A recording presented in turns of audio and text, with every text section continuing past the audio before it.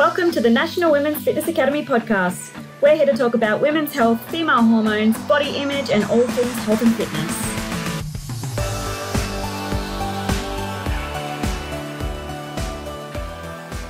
Hello girls, and welcome back to another episode of the Women's Fitness Academy's podcast. I'm your host, Siggy, one of the WFA's educators and a women's online coach. Today, I am joined by Abby. Abby, welcome. Thank you for having me. So good to have you. Before we started recording, we've literally just been going deep into Abby's history of training. And I was just hold on a second. We need to record this stuff because everyone needs to hear this. So I've pressed record and we're going to start talking about the stuff that we've been talking about. So Abby, before I continue blubbering on, can you please tell our listeners where you're from? What is it currently that you're doing and what made you become a coach?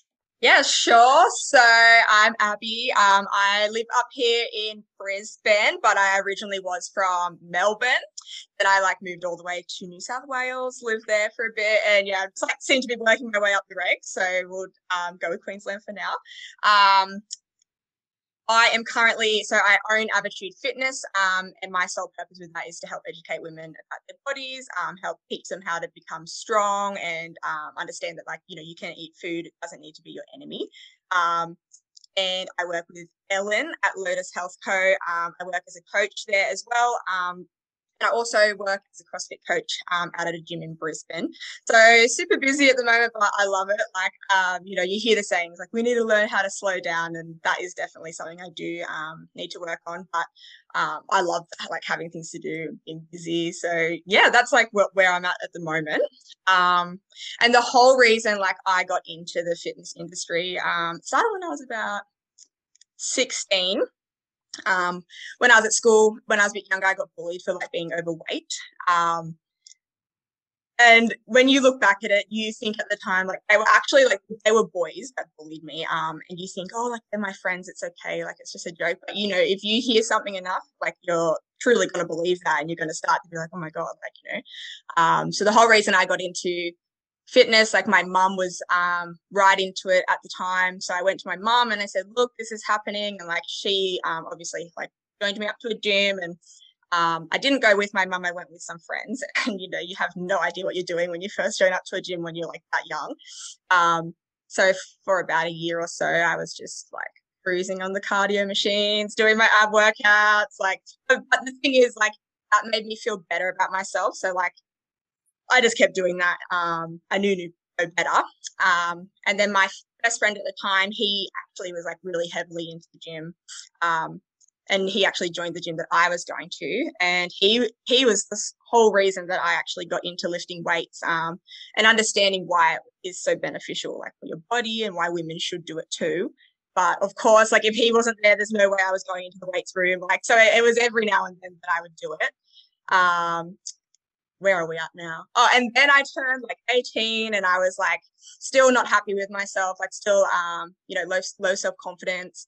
When I look back at it, I would never ever call myself overweight or, what those boys considered overweight, so ridiculous. Kids can be so mean, but, I'm thankful in a way that I did get into the gym because it's taken me to where I am today. But yeah, I actually went and joined CrossFit when I was 18. At the start, I hated it. I was why the hell am I doing this? This is the worst thing ever. And then I started getting PTs and learning how to do the movements properly. And I started to get good at it because I was doing it all the time, and fell in love with it. And then I became too obsessed with it. So went the other way. It was just so crazy. I was I was in such a good place, and then about 2 years in, I got super duper obsessed with it. If I wasn't good at something, I would stay after my class, and even though I was exhausted, I would practice, minimal fuel in my body. I never tracked my macros until I joined with Ellen. I did try, but I found no interest in it, and obviously I had no education around it at the time, so I was just nah, I'm not going to do that. But I was only eating clean foods, and really watching the portion sizes, what I thought was right. And then I was training twice a day.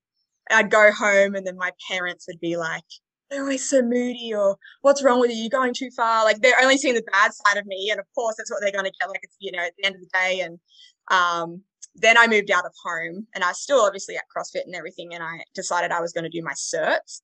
And I completed my certs, but by the end of my certs, I sat down with myself and was sort of like, oh, like, do I really want to be teaching people? At that point, I wasn't really looking for, a niche, which is sort of like everybody and anybody. I was like, do I really want to be teaching people, like, if I'm not even like healthy myself? I was trying to, without even noticing it, when I look back, like I was trying to get that scale number really low, but I thought, like, even if the scale number was low, like I would still be like super duper strong. Like, and obviously they're both just contradicting goals there. Like I wanted to be like strongest in the room, but I also wanted to be like the skinniest in the room. So like it didn't have much education around it. I sat down and I took a break for about a year, in terms of like, I just worked in like a pickpacker thing. And I was like, do I really want to? And then I actually started to develop like a healthy relationship. I learned how to step back from it. I just like went to like training like 5 times a week rather than like 7 days a week and being crazy. I actually learned how to like start counting my macros and understanding why protein was important. I didn't dive too much into the nutrition side of things then, but like starting to learn how to look after my body a little bit better, recovery and everything like that. Then I actually went and did my certs again because I felt like I really wanted to understand the whole training thing, and I did it with a different company. Because when I look back now, the first company I did it with, they were cheap, but the education platform was just like ridiculous. Like there was so much information. I didn't even know where to start. I didn't know what to pull out. I didn't know what was important. I did my certs again. And then 2020 was fully qualified. And honestly haven't looked back since. But, as you grow, your goals sort of change. So at the moment, I think from being so invested in the training side of things, when Ellen gave me the opportunity to work with Lotus Health Co, that really opened up my eyes to nutrition. And like there's so much more to the health and fitness industry to just training. Like as everybody knows that listening, or not everybody, but most people listening to this podcast should know, like everything comes down to like how you feel, your nutrition, are you recovering well? Yes, you're training. Like, are you moving outside of your training? Like, you never ever think of those when you first get into the gym. And now I am studying with the National Women's Fitness Academy, doing my master's. And I think, after this, I really want to start taking more of an interest in women's health, particularly like pre and postnatal, and working with women around pregnancy and how their body works. And now here we are. So good. I love that. To be honest, you brought up so many points and I was just like, oh my God, we need to talk about this. Oh my God, we need to talk about this. But you made a really good point when you started your CrossFit journey, very similar to weight training, is you started it and you hated it. Yeah. And the reasoning, well, I don't know, like the reasoning for it, from what it sounds like, is because you didn't have the right education around it to actually, be able to manipulate your body doing the certain movements that CrossFit does. And this goes back to weight training in the gym as well. So many of us enter the gym, we have no freaking idea what we're doing. And then we just leave and we're like, nah, this isn't for me. Like, I'm just giving up. And it's such a good point that you've made, that after you got the education, the lessons through the coaches, now you absolutely love it. And over that transition, you've noticed that progress that you've made as well. Yeah, for sure. I mean, like, I actually feel like when you look back at it, you probably hear this like all the time, but people go to the gym, relating it back to being bullied. I was going to the gym because I was like, oh, I have to lose weight. And then I did start to enjoy it a little bit, but then I got really bored. And then like, if my friend wasn't there for the weight, I was like, no, I don't want to do it. I don't know what I'm doing. Like, so yeah, exactly right. Like if you invest in a coach, or if you invest in somebody that is going to be able to help you sort of start your journey, like you're never going to look back, because all the time that you waste, like, excuse my language, but like dicking around in the gym doing nothing, like having no idea, and you have no idea, like you could have just invested that money. Yes, it may cost a little more than you had hoped, but you invest that money, you get the right technique, you get the right tips, and then you can be like, all right, I think I'm okay for now. You go away, you use them, and then when you feel like you need more, you can come back to that person, or even try somebody else if they want your cup of tea. But that's the biggest thing that I think I could stress to women is like, do not be afraid to ask for help. Like, go and get a PT, or go and get a workout buddy or somebody that's more experienced than you are in the gym, so you have that guidance. Like, it's so important. Because like, I went to the gym the other day. I actually joined up to like just a regular gym, just because I am focusing like a little bit more on strength at the moment rather than like CrossFit. And I was walking around the gym, and like, I wear glasses, but I didn't bring my glasses in with me. And I'm like walking around the gym like this, like trying to figure out what all the machines are. And like, I felt like such a newbie. And even that, like, I'm very experienced in the gym, but I was just like, oh my God, like, I look like an idiot. Like, I was giving myself anxiety, but there was no need to. Like, no one was looking at me. But that's probably, you know, how every single girl that's just joined up to the gym feels when they're walking in there. Like, it's so daunting. Isn't that interesting that we have these thoughts in our heads that we just look so ridiculous doing a certain thing, but literally when you look around, no one is looking at you. No one, yeah. Literally no one is looking at you. And it's cool that you brought that up, because a few weeks ago I was doing a certain exercise and I just felt really uncomfortable doing it, and I literally just stopped. I was just like, I'm not doing this. I look ridiculous. People are watching me. And I got off the machine and I noticed there were only 2 people in the gym, and I'm like, no one's looking at me. Like, why am I stressing all of these thoughts? And in terms of psychology and like research, they've shown that 85% of our negative thoughts that we perceive in our head, only 15% of them come true. Yeah, 100%. Which is crazy. It's crazy. Hey, like, there's another saying in relation to like that thing, and it's like, when you think you're done, you're only 40% done. Like, it's just like, it's the mind. Like, if you can train the mind to be strong and like not give a crap about everyone else, like, you will be strong. Like, that's what it comes down to, is like, yes, you need to work on, you know, your outside, your physical health and everything like that, but like, inner health is so important as well. Like, that's the biggest thing that I'm constantly learning. Like, you know, when it comes to like recording yourself in the gym, or like you said, trying to do exercise, like, of course I still have days where I'm like, oh, probably not going to put the tripod up because that's embarrassing, but you do it anyway because you're like, oh, I have a coach, my coach wants to see it, so you do it anyway. But yeah, no, of course it's still daunting. Like, even though we're professionals, like, you still feel like, oh my God, everyone's watching me. Yeah, it's so true. But you know what, I find that even those days that you don't do so well, you still need to put that up to show people that, hey, you are not perfect. You're not a superwoman who gets everything done every day. You have your slip ups, you have your moments, you sometimes cry, you sometimes just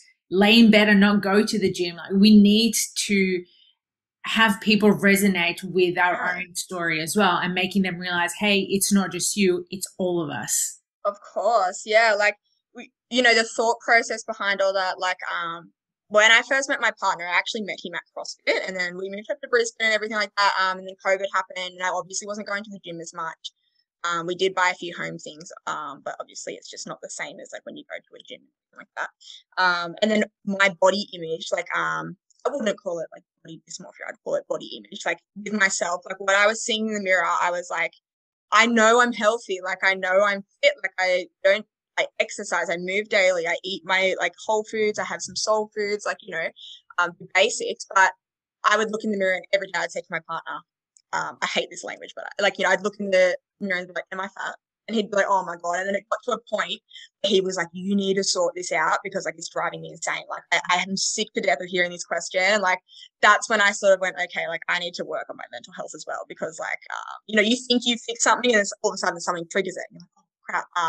So I, like, the biggest thing I tell my ladies is like, you know, what you think you see on the bad days. Like, yesterday you had a good day and you felt great. So like, why do you feel like this today? Like, what did you do yesterday that's going to make you feel like this today? Or why are you seeing yourself like that today? Because you know, in your head, there's no difference. Like, you know, there's no difference, but your mind is like creating these scenarios like in your head. That was another turning point for me. That was probably only like last year, where I was like, oh my God, like, it's popping back up again. Like, I need to work on this.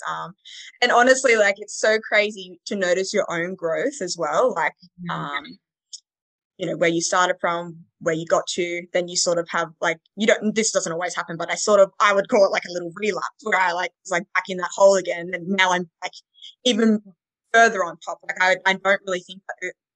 And if I do, I just say to my partner, oh, like, I'm having a bad day today. You know, like, I don't feel good today. And then he'll just remind me of like why I do look good. Like, you know, it's always good to have a like good support system around as well. And like me as a coach, like if my women come to me and they say like, oh, I'm having a bad day, oh, the scale was heavy today, oh, blah, blah, blah. Like you just like got to tell them, you know, this is all stuff that like the media portrays as well, like, you know, the scale weight, or you need to be this size, or you need to eat this many calories.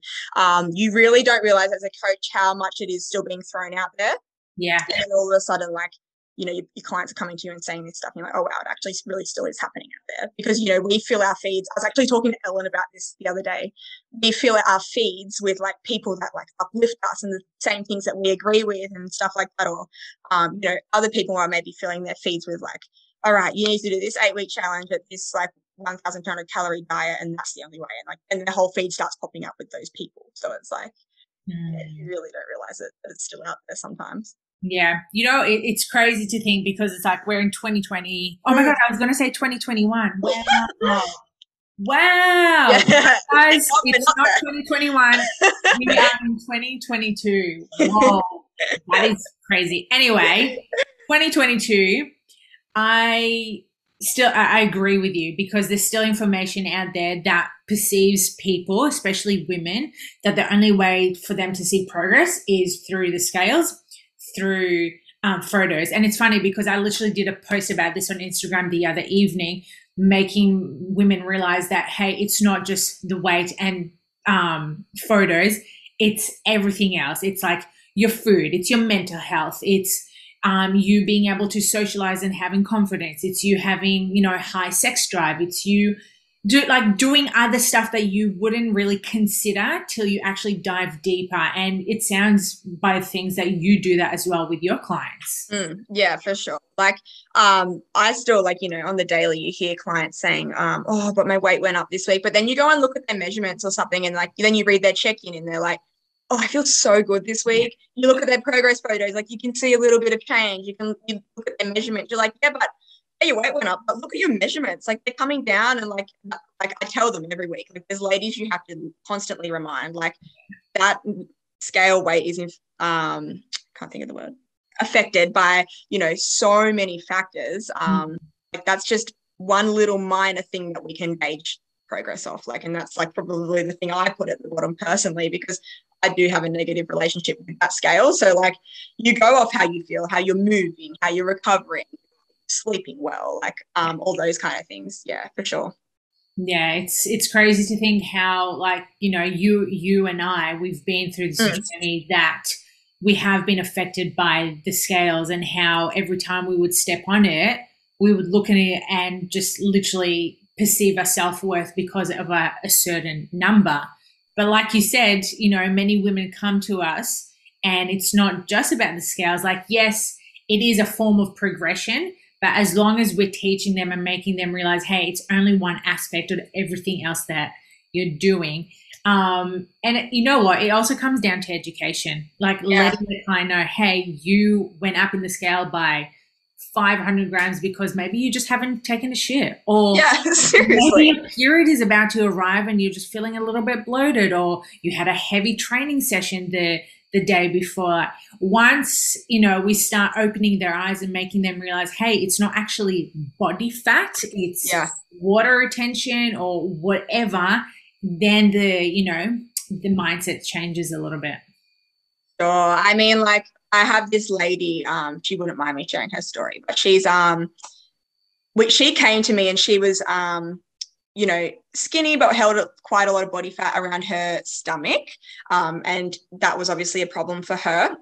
And I said to her, like, you know, you've just come off eating restricted calories, you're going to have to trust me, like, this is probably going to be a little bit of a slower approach. And like, week after week, she's like, I do feel good, but the scale's not going down, like nothing's happening. And there was a bit there, like, you know, she was just like this, like nothing was happening. And then all of a sudden I was like, all right, you're due for like a diet break. Let's have a diet break and let's like increase your calories and see how we go. And like, her body, when we increased the calories, like adapted so well that weight started dropping, everything started coming in. And she was like, this is the best thing ever. And like, I love telling her story because like, she just allowed me, you know, to trust me and be like, okay, it's not just the scale that matters. There's so much more to my health. And every week I was telling her, like, this is what's going to happen. You know, you obviously keep your clients good communication. That's the key. You keep them in the loop and let them know. And now we're at a point, like, she's literally, like, she's not even trying to, she's eating like nearly 2,100 calories, like just over. And she's got like abs popping through. She's got the obliques, and like that was a goal for her. So like it's really good to see. And like she's not having to restrict while she's achieving the goal she wanted. So like that's like the biggest thing. I lost track. I've just gone on a tangent. I forgot the end with the scale. But, yeah, the scale.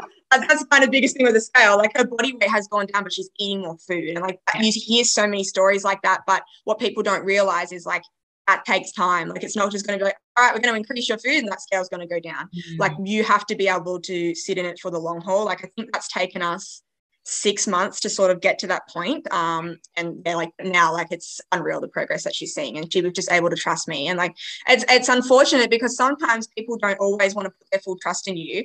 You know, you do all you can, or you think that you can, and then you know, you sometimes have people get to the end of the, we sort of run at Lotus, Ellen sort of runs it in like a 12-week book, get to the end of that and then they're like, oh no, it's not working, it's not for me. And which is really sad because you want them to continue on further than 12 weeks so you can help them, you know, educate them.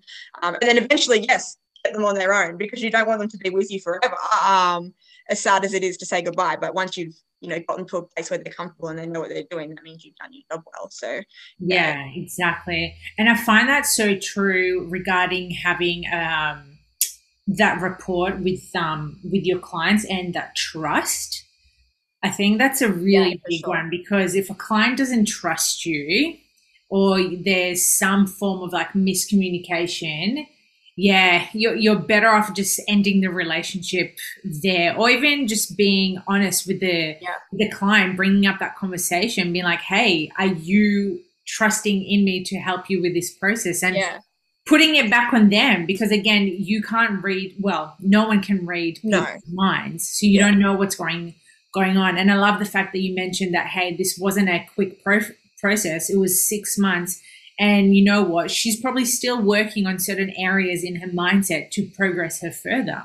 Sure. Like, of course, she still has days where she'll message me, like not even her check-in day. She'll just message me and be like, oh, like, you know, I'm struggling today. I feel really fluffy today. And then the next day she's like, oh my God, scratch that. I feel good. Like she still has days like where she like, you know, doesn't feel great, but like, so do I. Like I wake up some days and I feel crappy, and like, that's just how it is. Like, you know, we're human. The human brain works in many ways. So like, especially women, you know what? Like as women, it's not only that we go through a monthly cycle, it's a daily freaking cycle, guys. Like daily, your hormones, your moods.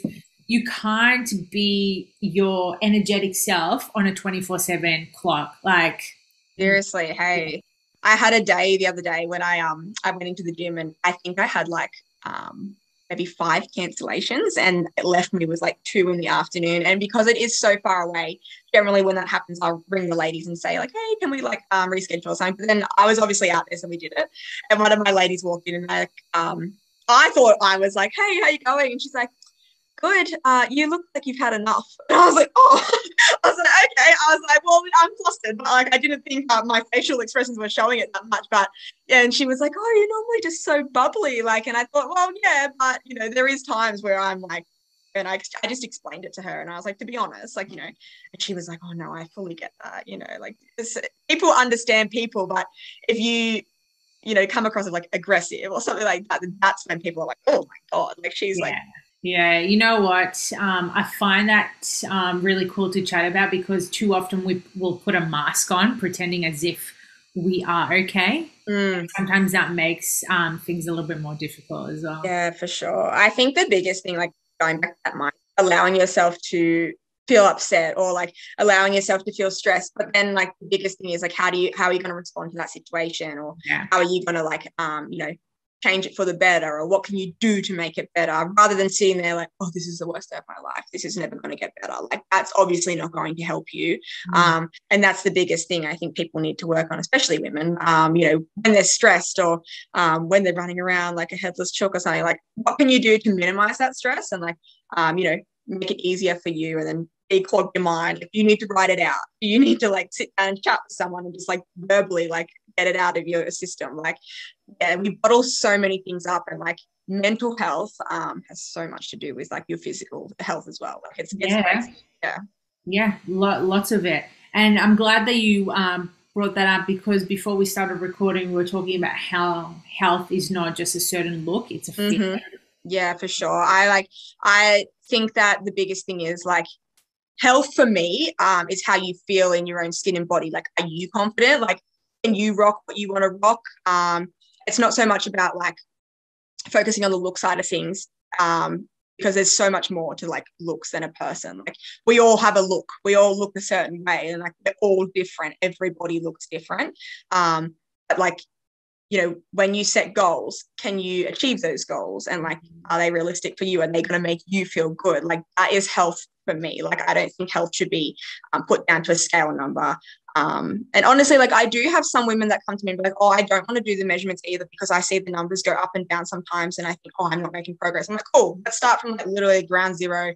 Don't even worry about them. It's just, even if you want to try with the progress photos for yourself, you don't even need to share them with me right now. And when you feel confident, we'll build up to those numbers. Like, honestly, yeah, the point of my story there is the biggest thing is like, the scale is like the least of your concerns, ladies. Like, honestly, stop stressing about that scale. And like, it took me like a solid 6 months to get out of the, oh my God, I need to weigh myself. Like, I need to know what my weight is. Like, I actually went for like 6 months without weighing myself, because it was just like messing with my head. And then when I got back on the scales finally, I was like, oh, I didn't even change in like that 6 months. Like, nothing even really happened. Like, and now like I weigh myself maybe like 2 to 3 days, but I'm in a good spot right now, and it's not affecting me when I jump on that scale. Like, some days it's like 2 kilos up, and I'm like, okay, it's like, what did I do yesterday? Like, and then the next day it's like back down to where it started, and I'm like, okay, well, we're still at the same spot. Yeah, it's so relatable to other aspects of tracking progress as well, like in terms of energy and fatigue as well. Like, women making them realize that, cool, like, why have you woken up tired the next day? Like, what did you do previously? Again, like, it goes back to like, was it a big day of work? Were you doing extra work? Did you go to bed late? Did you eat late? Like, all these things like factor in, and a lot of people don't realize it till you map it out for them and making them realize it. Yeah, of course. Like, I had this lady, and she is like crazy. Like, she will like just go, and then she'll come to me, and like, she, the Whoop bands, everyone's like fussing over the Whoop bands at the moment. And she'll send me her recovery, and it's like in the red. And I'm like, man, like, what did you do this week? Break it down for me. And she's like, I trained CrossFit 6 days. I went to work. Like, she is on her feet all day. Like, gets home at like 6 p.m. Then she has to cook dinner for her and her boyfriend. And then she's literally back up at 5 a.m. again. Like, she's literally just like no wind down time. And I said, okay, did you have a rest day? She's like, yeah, Sunday. I'm like, what did you do? She's like, oh, I went for a 10K walk. I'm like, maybe like a 3K? Like, 10K is crazy. Like, so helping women understand that like, you need to just like slow it down. Like, you need to pay attention to your body's signals, how you feel. Like, are you moving like you moved like 3 weeks ago? Like, do you still feel that good? Like, are you coming up to your period? That's probably why you're feeling a little bit crappy and you're not moving as well. All those things come into it.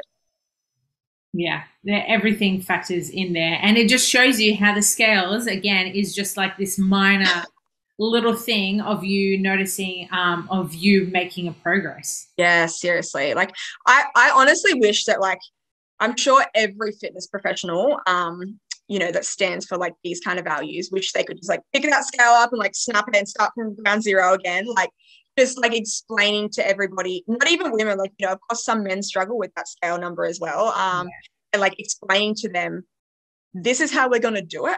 This is how it works. And, like, you just have to trust the process, because like, even like, my partner, a great example of a man, like, he's not body conscious or anything like that.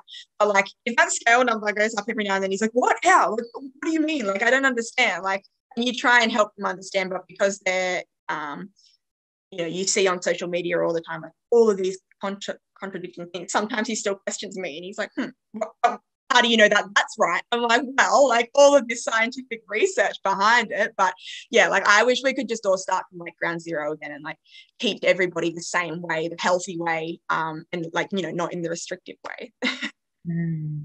What are some of like the main like 2 or 3 ways that you go about it? In terms of like starting again, like having a run. Yeah. Yeah, I would definitely number one, like I feel like the way everyone gets into the health and fitness industry is like training. Like, I feel like most stories you hear is like, oh, I've started going to the gym, but I don't know what I'm doing. Like the biggest thing there would be like, go and hire a coach. Like you will never regret investing your money into a coach or a personal trainer, whatever you want to call it. Like you will not regret it. You have that knowledge, and you can even share that knowledge with your friends or your family, like, you know, somebody else that might be struggling. Definitely like your nutrition, like you don't need to be a serial macro tracker or anything like that, but like going in again, like maybe investing in a coach, or even if your PT is qualified, maybe has a certificate in nutrition, can help you understand like macros a little bit better or calories a little bit better and why it's important. That would definitely be number two. And like number three would just be like going off like how you feel, and you know, surrounding yourself with like a good support system, and not like being like, oh, but I seen that person do this and that's how I'm meant to be, kind of thing. Like understand like your goals and your values, and like then go and find your support group, or like, you know, surround yourself with people that have the same outlook on life, because that's when you start to grow. Like you hear it all the time, like especially like obviously I use this in the term with women, like surround yourself with women like that have the same goals, the same values as you, because you're going to chat about it, you're going to bounce ideas off each other, like you're probably going to become really good friends. Like it's just like, that's the biggest thing, like getting a good support system, I think, because doing anything on your own is super hard. And especially like when I got into the gym, you know, I was actually speaking about it with my mum the other day.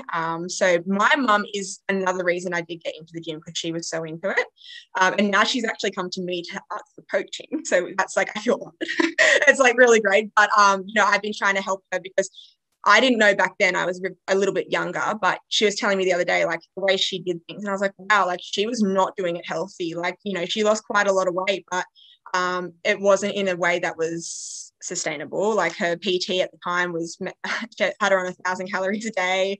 And she was only meant to count calories. Like that's the most important thing. You know, and making sure that she went to the gym and went for a walk, like did all those kind of things like every single day. So, and just even now, because my mum obviously was an adult when that happened, changing her mindset now to like what I know and like what I'm educated around and stuff, she's still like, wow, this is so crazy. Like, this is so different. And this is so sustainable. This is so much funner. Like, it's, you know, and it's insane to see. But at the time, she had nobody around her that understood what she was trying to do. And of course, like if your PT tells you you need to eat 1,000 calories, she's going to be like, oh, okay, I'm going to eat 1,000 calories, because she had no one else around her to sort of help her with that. But now that she does, it's a completely different journey. Like she's got people that understand, like she wants to lose weight, she wants to feel better about herself, she wants to move, and like we're just doing it in a very slow, sustainable approach that's going to fit her lifestyle. Like that's the biggest thing. Support system. Yeah. I love that. It's so good. Again, it comes down to sustainability with the client, and making